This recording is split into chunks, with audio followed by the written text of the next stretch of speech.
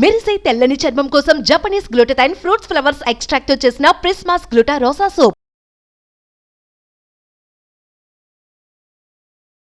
Welcome to Suman TV. నేను మీ Suman TV Nag.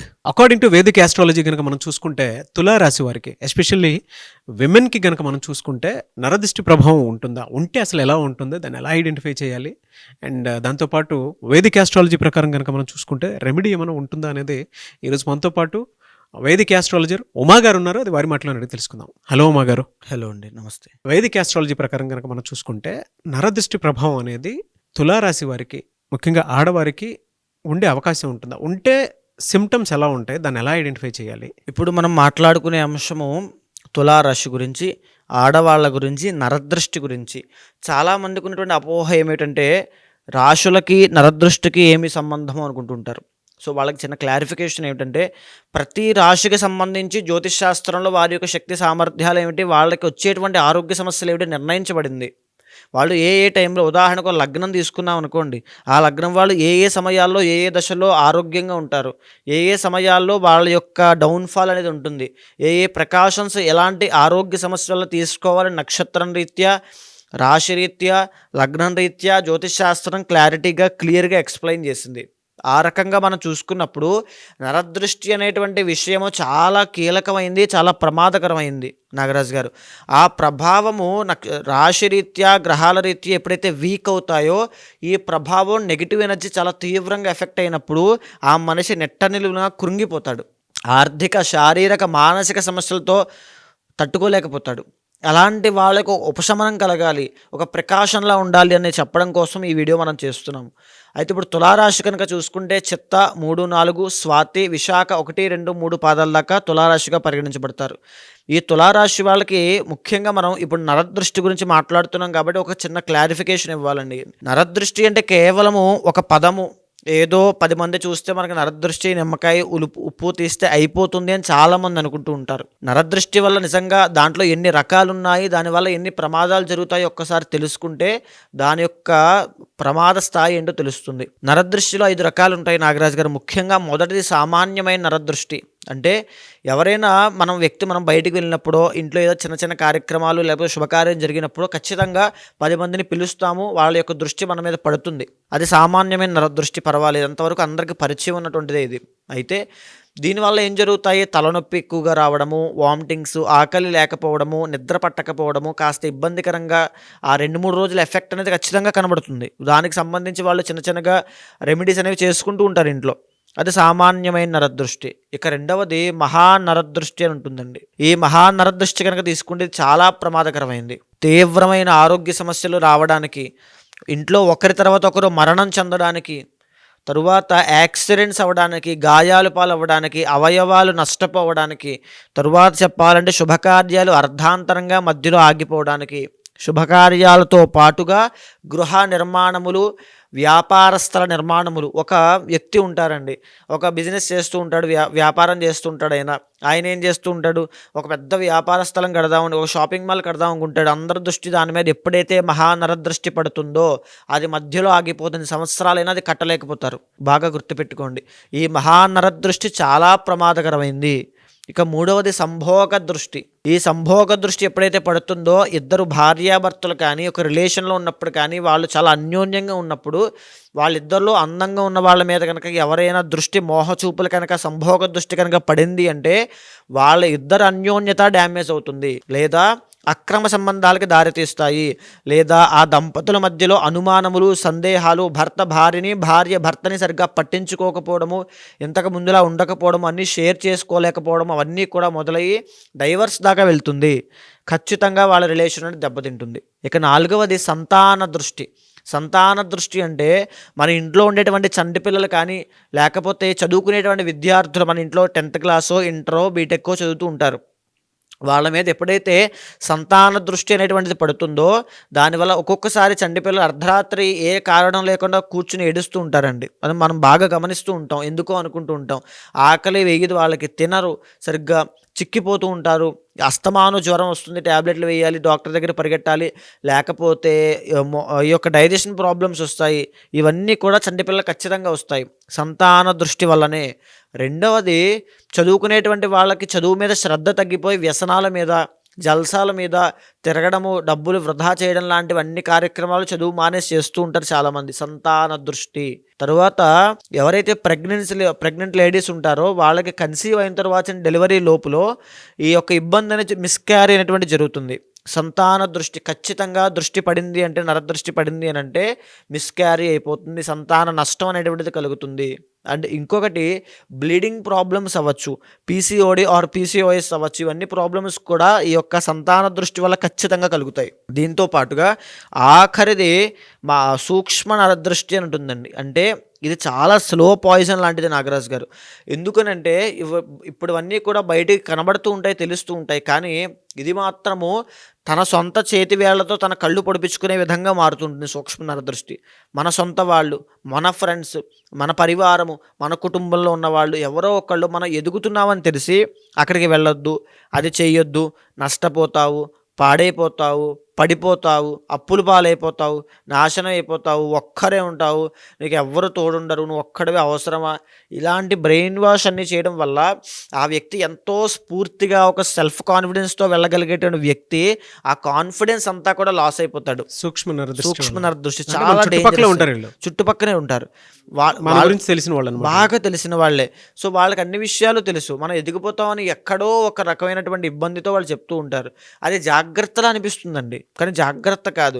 తల్లిదండ్రులు చెప్పేటువంటి జాగ్రత్తకి వీళ్ళు చెప్పేటువంటి మాటలకి చాలా థిన్ లేయర్ అడ్డుంటుంది. బాగా వ్యక్తిగతంగా మీరు కూర్చుని ఆలోచిస్తే అది తెలుస్తుంది ఎవరు ఎలా చెప్తున్నారు అనేటువంటిది. అదే సూక్ష్మ నరదృష్టి. ఒక అక్క చెల్లెలకి కూడా చెప్పచ్చు సూక్ష్మ నరదృష్టి. అది చెల్లెలు ఎదిగిపోతున్నానో, అక్క ఎదిగిపోతున్నానో ఆ రకమైనటువంటి కూడా కుటుంబాల నుంచి ఉంటాయి ఖచ్చితంగా. అదే సూక్ష్మ నరదృష్టి. అది ఉన్నప్పుడు ఏం జరుగుతుందంటే అండి, ప్రయత్నం సొంతంగా వాళ్ళంతటి వాళ్ళే ఆపేసుకుంటారు, ఎదగలేరు. ఎందుకులే మన వాళ్ళేగా చెప్తున్నారు, మంచి కోసం చెప్తున్నారు కదా అని అనుకుంటారు. That is a negative feeling because of సూక్ష్మ నరదృష్టి అండి ఖచ్చితంగా. ఎలా సార్ మరి ఈ తులారాశి వారికి ఎస్పెషల్లీ విమెన్కి ఏ నరదృష్టి ఎక్కువ సోకే అవకాశం ఉంటుంది, దాని సిమ్టమ్స్ అసలు ఎలా ఉంటాయండి? ముఖ్యంగా మనం చూస్తే అండి, సో తులారాశి స్త్రీలు ఎలా ఉంటారో మనం ఆల్రెడీ ఒకసారి మాట్లాడుకున్నాం. చాలా అట్రాక్టివ్ పీపుల్ అండి, చాలా అందంగా, చాలా చాకచక్యంగా, యాక్టివ్గా, ఒక మనిషికి ఏ మనిషికైనా నచ్చే విధంగా తులారాశి స్త్రీలు ఉంటారు. సో వీళ్ళకి సంభోగ దృష్టి అనేటువంటిది చాలా ఎక్కువ శాతం వస్తుందండి. తరువాత మహానరదృష్టి. ఎందుకనంటే వీళ్ళకి తులారాశి వాళ్ళకి స్త్రీలకి నచ్చినటువంటి అబ్బాయిని పెళ్లి చేసుకోవాలనే కోరిక, ఆకాంక్ష చాలా ఎక్కువ శాతం ఉంటుంది కంపేర్ టు మిగతా అన్ని రాశులకి చూస్తే. సో ఎప్పుడైతే వీళ్ళకి సంభోగ దృష్టి అనేది కలుగుతుందో అనుమానాలు, సందేహాలు, రిలేషన్షిప్లో లవ్ ప్రాబ్లమ్స్ రావడము, లేకపోతే మ్యారీడ్ లైఫ్లో ఇష్యూస్ రావడము, వేరే వ్యక్తి యొక్క ఇన్ఫ్లుయెన్స్ పెరగడము, లేకపోతే పెళ్ళైనటువంటి ఇంట్లోనే సొంత అత్తగారి దగ్గర నుంచి ప్రెషర్ రావడము, సొంత మామగారి దగ్గర నుంచి ప్రెషర్ రావడము, సొంత అత్తగారే భార్యాభర్తలు ఇద్దరి మధ్యలో ఏదైనా ఇబ్బంది పెట్టే విధంగా ప్రయత్నం చేయడము, ఇవన్నీ కూడా సంభోగ దృష్టి వల్ల ఈ తులారాశి వాళ్ళకి ఇబ్బంది జరుగుతుంది ఖచ్చితంగా అండి. మ్యారిటల్ లైఫ్లో ఖచ్చితంగా ఇష్యూస్ వస్తాయి, నరదృష్టి ఉంటుంది. దాంతో పాటుగా ఈ తులారాశి స్త్రీలకి సంభోగ దృష్టి వల్లనే హెయిర్ ఫాల్ అవ్వడము, ముఖ వర్చస్సు తగ్గిపోవడము. వాళ్ళు కంపేర్ చేసుకుంటే నేనేంటి ఇంతకుముందు చాలా అందంగా ఉండేవాళ్ళను అని చెప్పి వాళ్ళ ఫోటోలు వాళ్ళు చెక్ చేసుకుని ఇప్పుడేంటి ఇలా అయిపోయానని చెప్పి బాధపడుతూ ఉంటారు. సో ఖచ్చితంగా మీరు చూసుకోండి, మీకే తెలుస్తుంది. నేను చెప్పే మాటలు బాగా కనెక్ట్ అవుతూ ఉంటాయి. ఎందుచేత అంటే తులారాశి స్త్రీలకి ఖచ్చితంగా ఈ ప్రాబ్లం వస్తుంది ఈ దృష్టి సోకడం తర్వాత. వైఫ్ అండ్ హస్బెండ్ ఖచ్చితంగా. దాంతో పాటుగా ముఖ వర్చస్సు తగ్గిపోవడం, అందం తగ్గిపోతుంది, అందవిహీనం అయిపోతారు ఆ దృష్టి సోకిన తర్వాత. వాళ్ళే చాలా బాధపడుతుంటారు. గొడవలు అవుతాయండి వైఫ్ అండ్ హస్బెండ్ కి? ఖచ్చితంగా గొడవలు అవుతాయి. భర్త ఫేస్ చేస్తున్నారా వాళ్ళు? ఖచ్చితంగా ఫేస్ చేస్తారు, ఇప్పుడు ఫేస్ చేయబోతున్నారు కూడా. ఈ మే దాకా, ఈ జనవరి మాసం దగ్గర నుంచి మే దాకా కూడా వాళ్ళు అదే ప్రాబ్లంలో ఉంటారు. కారణం ఈ దృష్టి. ఇంకా ఏమన్నా నరదృష్టి ఉండే అవకాశం ఉంటుందండి? ఖచ్చితంగా. ముఖ్యంగా ఈ యొక్క సంభోగ దృష్టి తరువాత వచ్చేది మహానరదృష్టి. వీళ్ళకి మే తరువాత నుంచి మహానరదృష్టి ఖచ్చితంగా సోకబోతుంది. బికాజ్ ఆఫ్ భాగ్యస్థానంలోకి గురుడు వెళ్ళబోతున్నాడు. అంటే ఒక శుభకార్యము, ఒక వాహన యోగము, ఒక వస్త్ర యోగము, ఒక నూతన వస్తు యోగం లాంటివి జరగబోతున్నాయి. సో మహానరదృష్టి ఎప్పుడైతే సోకుతుందో ఖచ్చితంగా వాళ్ళకి సంబంధించిన ఇబ్బందులు అంటే లాస్ అవ్వడము, డబ్బులు విపరీతంగా ఖర్చు అవ్వడము, విపరీతంగా వీళ్ళే ఖర్చు పెట్టేస్తారు పెడతారు లగ్జరీకి. ఒక ₹1,00,000 వస్తాయి, ₹1,00,000 ఉంచరండి. ₹1,00,000 వచ్చింది ఖర్చు పెట్టడమే పరమార్థం అన్నట్టుగా మొత్తం ఖర్చు పెట్టేస్తారు. రూపాయి కూడా నిలబడదు. అక్టోబర్ దగ్గర నుంచి మళ్ళీ చాలా ఇబ్బంది పడతారు. మహానరదృష్టి తులారాశికి ఎఫెక్ట్ అవ్వబోతోంది. సిమ్టమ్స్ ఎలా ఉంటాయి సార్? అంటే ఇప్పుడు అనుభవించే వాళ్ళకి? ఇప్పుడు అనుభవించే వాళ్ళకైతే ప్రస్తుతము వాళ్ళ యొక్క దృష్టి దోషం వల్ల రిలేషన్షిప్లో ప్రాబ్లమ్స్ ఉంటాయండి, బిజినెస్లో ప్రాబ్లమ్స్ ఉంటాయి. ఆడవాళ్ళైనా ఏదైనా మగవాళ్ళైనా సరే తులారాశిలో ఉన్న వాళ్ళకి ముఖ్యంగా బిజినెస్లో చాలా ప్రాబ్లమ్స్ అనేవి ఫేస్ చేస్తున్నారు. ఇప్పుడు ఖచ్చితంగా ఫేస్ చేస్తున్నారు. అంటే లవ్ ప్రాబ్లంలో పెళ్లి చేసుకోవడానికి చాలా స్ట్రగుల్, ఇబ్బంది పడతారు. పెళ్లి చేసుకునే క్రమంలో చాలా గొడవలు అవుతాయి, తగాదాలు అవుతాయి. పెళ్లి చేసుకున్నాక తగాదాలు అవుతాయి ఖచ్చితంగా. తరువాత రిలేషన్షిప్లో అనుమానాలు, సందేహాలు చాలా పెరిగిపోతాయండి. భర్త సపోర్ట్ ఉండదు, అత్తగారి సపోర్ట్ ఉండదు. సో వీళ్ళకి ఆ ఓవర్ థింకింగ్, యాంగ్జైటీ, డిప్రెషన్ చాలా అటాక్ అయిపోతాయి. మెంటల్ అటాక్స్ ఉంటాయి, ఎమోషనల్ బ్లాక్మెయిల్స్ ఉంటాయి. ఇవన్నీ తులారాశి స్త్రీలకి రాబోతున్నాయి. కాబట్టి చాలా జాగ్రత్తగా ఉండాలి. ఖచ్చితంగా వీళ్ళు ఈ యొక్క దృష్టి దోషము వీళ్ళకి పెద్ద ఎక్కువ సమయం ఏం పట్టదండి. వీళ్ళకి ఆ దృష్టి దోషం సోకినటువంటి 2-3 రోజుల నుంచి వీళ్ళకి తెలిసిపోతాయి రిజల్ట్స్ ఎలా ఉంటాయి అనేది. శరీరంలో మార్పులు వస్తాయి, ఒక రకమైనటువంటి డిస్సాటిస్ఫాక్షన్ ఉంటుంది. తింటారు, ఉంటారు, కానీ ఒక ఎనర్జీ ఉండదు, ఒక కాన్సన్ట్రేషన్ ఉండదు, అంతకు ముందులా నవ్వుతూ ఉండేటువంటి విధానం ఉండదు, 10 మందితో కలిసేటువంటి ఇది ఉండదు, ఎనర్జీ ఉండదు, భర్తతో కూడా నవ్వుతూ మాట్లాడలేరు. సో ఇంత ముందులాగా అట్రాక్ట్ చేసే పవర్, ఇందాక నేను ఫస్ట్ తులారాశి వాళ్ళు జనరల్గానే అట్రాక్ట్ చేస్తారని చెప్పానండి. ద ఒరిజినల్ గుణం, ఏదో గుణం ఉందో అది కోల్పోతారు వీళ్ళు. దీనికి రెమెడీస్ ఏమైనా ఉన్నాయా? ఖచ్చితంగా అండి. ఈ తులారాశి స్త్రీలు అష్టలక్ష్మి హోమం చేయించాలండి. అష్టలక్ష్మి హోమం చేస్తే అద్భుతంగా మళ్ళీ వాళ్ళకి పునర్వైభవం వచ్చినట్టే. అంటే వాళ్ళకి ఆ ఎనర్జీ మళ్ళీ దక్కినట్టే, ఆ అట్రాక్షన్, ఆ వర్చస్సు, ఆ తేజస్సు అన్నీ వస్తాయండి. మళ్ళీ అష్టలక్ష్మి హోమం చేయాలి. అష్ట ఐశ్వర్యములు తులారాశి వాళ్ళకి రావాలంటే అష్టలక్ష్మి హోమము ముఖ్యంగా జనవరి, ఫిబ్రవరి, మార్చ్, ఏప్రిల్ ఈ 4 మాసాల్లో ఖచ్చితంగా అష్టలక్ష్మి హోమం జరిపించాలి. ఓకే. అదేవిధంగా ఇప్పుడు నడిచేటువంటి తులారాశికి రాబోయే రోజుల్లో కాస్త భాగ్యస్థానాలు గురుడు వచ్చిన తర్వాత మంచి రోజులు రాబోతున్నాయి. కాబట్టి ఆర్థిక విషయాల్లో చాలా జాగ్రత్తగా ఉండాలి. ప్రతిరోజు కూడా తులారాశి వాళ్ళు పొద్దున్నే లేవగానే బ్రహ్మ ముహూర్తంలో లేచి, నిద్ర లేచి తలస్నానం చేసినా చేయకపోయినా పర్వాలేదు. సూర్యోదయం కాకముందు మనం జపం ఏదైనా ఆచరిస్తే దానికి స్నానంతో పని లేదండి. సూర్యోదయం అయ్యే సమయంలోనూ లేకపోతే తర్వాత సమయంలో చేసినప్పుడే స్నానం అనేటువంటిది ఆచరించాలి. అయితే సూర్యోదయం కంటే ముందే బ్రహ్మ ముహూర్తంలో చేస్తున్నాం కాబట్టి ఖచ్చితంగా మార్నింగ్ ఎయిదర్ మగవాళ్ళైనా ఆడవాళ్ళైనా మీ ఇంట్లో ఉండేటువంటి తులారాశి వాళ్ళు ఎవరైనా సరే వాళ్ళతో ఉదయం కూర్చోబెట్టి ఓం నమో వాసుదేవాయ అనేటువంటి మంత్రాన్ని ప్రతిరోజు 108 సార్లు ఉచ్చరించమని చెప్పండి. ఖచ్చితంగా మీరు చేయండి.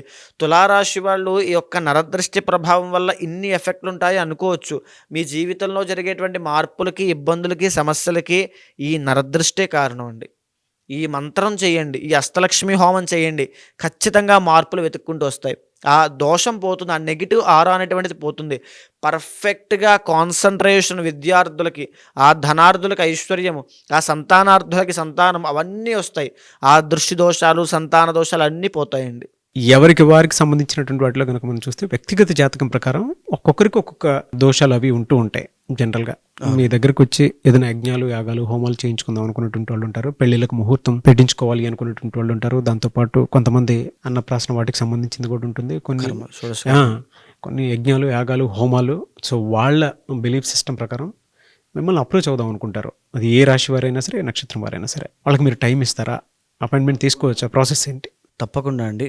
మీరు కింద కనిపించేటువంటి నెంబర్కి కనుక కాంటాక్ట్ అయితే, ముఖ్యంగా ఈ జ్యోతిష్ శాస్త్రంలో ఎలాంటి సమస్యలున్నా, సందేహాలున్నా, లేకపోతే ఏదో మా మీద దుష్ప్రభావాలు ఉన్నాయి, ఇంట్లో శుభకార్యాలు ఆగిపోతున్నాయి, ఏంటో తెలియనటువంటి జీవితంలో అయిపోతుంది అనేటువంటి బాధ కానీ ఏమైనా ఉన్నా, ఖచ్చితంగా జ్యోతిష శాస్త్రం అనేటువంటిది నిర్దిష్టమైన పరిహారం ప్రతి ఒక్కరికి చూపిస్తుందండి. ఆస్ట్రాలజీ అనేటువంటిది ఒక ఆయుధం లాంటిది మన భారతదేశంలో. ఇది వెస్ట్రన్ కల్చర్లో కూడా అలవాటైందంటే దీని యొక్క పవర్ ఏంటో ఆలోచించవచ్చు. సో ఆస్ట్రాలజీ ద్వారా ప్రతి మనిషిని ప్రిడిక్ట్ చేయొచ్చు.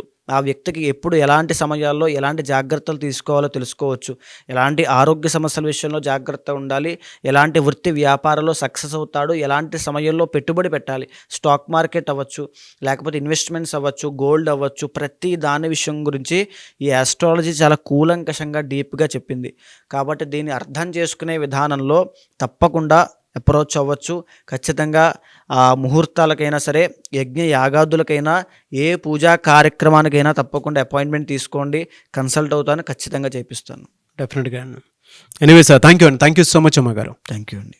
చూసారు కదన్న వీడియో. ఈ వీడియోపై మీ అభిప్రాయాన్ని కమెంట్ బాక్స్లో పోస్ట్ చేయండి. ముఖ్యంగా మీరు కనుక ఉమా గారిని వేదిక్ ఆస్ట్రాలజీ ప్రకారం మీకు ఉండేటువంటి లైఫ్ స్టైల్లో ఏదైనా చేంజెస్ తీసుకురావాలి అనుకున్నటువంటి వాళ్ళు, లేదనంటే ఏదైనా యజ్ఞాలు యాగాలు హోమాలు లాంటివి చేసుకోవాలి అనుకున్నా, అండ్ దాంతోపాటు మీకు ఏదైనా డౌట్స్ ఉన్నా కూడా త్రూ వేదిక్ ఆస్ట్రాలజీ కనుక వెళ్ళాలి అనుకుంటే స్క్రీన్ మీద మీకు ఉమా గారి కాంటాక్ట్ నెంబర్ కనిపిస్తుందని మీరు కాల్ ఆర్ మెసేజ్ వాట్సాప్ చేసి వెంటనే అపాయింట్మెంట్ బుక్ చేసుకోవచ్చు. అండ్ ఈ వీడియో లైక్ చేయండి, షేర్ మాత్రం తప్పకుండా చేయండి. ఇలాంటి మరిన్ని వీడియోస్ కోసం మా ఛానల్ ఫాలో అవ్వండి. Thank you.